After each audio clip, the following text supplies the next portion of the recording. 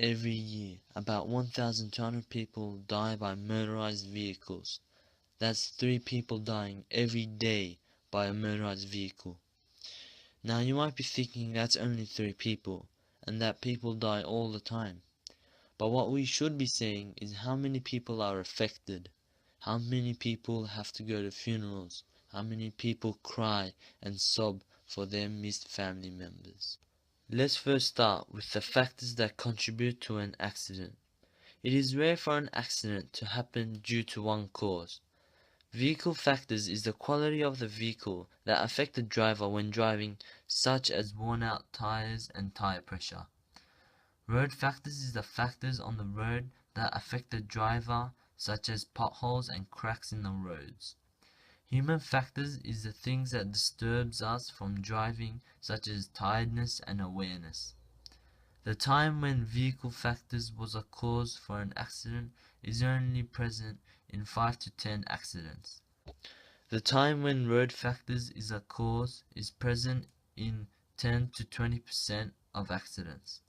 But for human factors, it is present in a massive 90 to 95% of accidents. 37 of the human factors is from speeding, and 23% of the human factors is from alcohol use.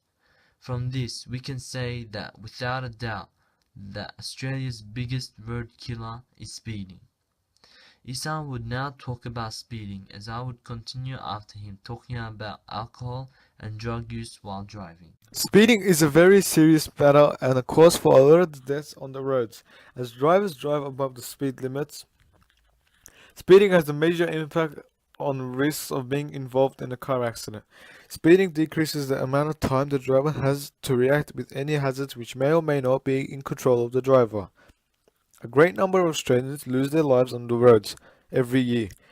According to stats of New South Wales, drivers aged to 17 to 25 make up 16% of the licensed drivers, and 33% is speeding fatalities. 90 to 95% of crashes are caused by the contribution of human factors, and 30% of the human factors is speeding. Younger drivers are profound for a bad reputation of driving, especially because they are known for speeding. Going in depth with speeders, males are very well known to speed as they like to boast. They're careless, and in the media it shows that the faster drivers get the women, which is shown in ads. The drivers might also be peer-pressured or maybe in a hurry to get somewhere. These are no excuses to speed as to risk your life and other people's lives, as it's not right. There can be tragic and traumatic effects of the aftermath of speeding, as crashes caused by speeding would lead to severe injuries or even death. The severity of a crash increases as the speed of the vehicle increases. Death or serious can affect those and their families, as they'd be devastated, especially if they're young. For the driver, they would have to live the rest of their lives with the feeling of guilt. To improve bad habits of speeding, people can go to courses, especially young people, as their minds are more open. Courses like Rider can help the drivers that are either learning to drive or close to learn. Governments have zero tolerance for driving very fast. If drivers are driving even a little of 5% slower, it can save more lives per year. To drive safely, you need to be alert and able to make quick decisions in response to a rapidly changing environment.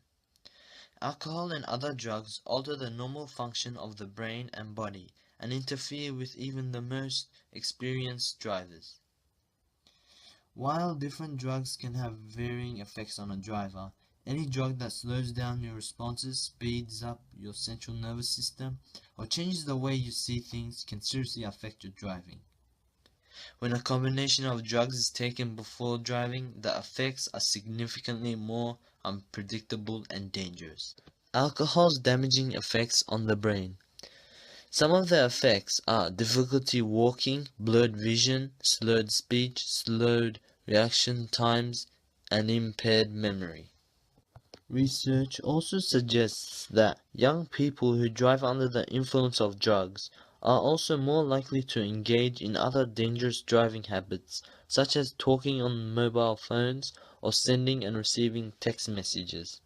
According to the Arrive Alive website, alcohol is a contributing factor in some 20% of deaths in drivers aged 18 to 20 years and some 50% of deaths in drivers aged 21 to 25 years.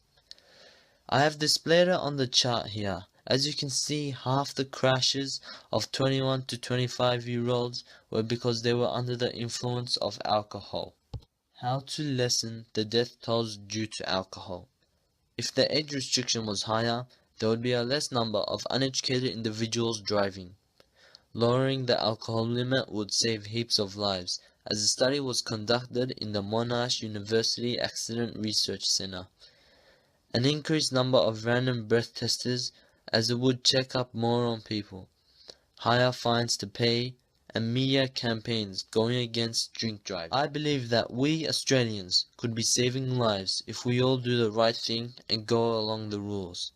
And remember, not just saving lives, but bringing family back home.